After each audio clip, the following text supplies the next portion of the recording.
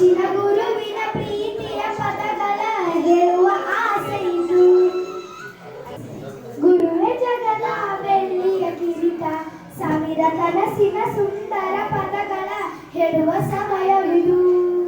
ನಾಳೆದ ಮಗು ಎಂಬುದೇ ಅವರ ಬೆಳಕು ಎಂದು ವಿದ್ಯೆ ಕಲಿಸಿದ ಗುರುವಿಗೆ ನಿಮಗೆ ನಮ್ಮ ನಮನವು.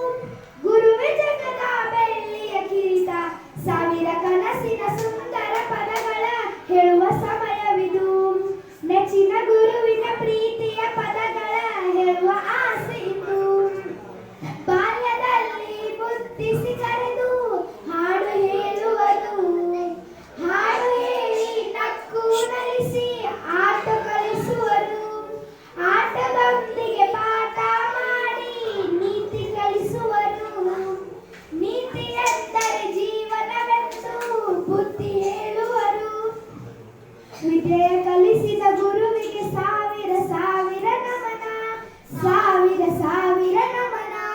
ದಾರಿಯ ತೋರ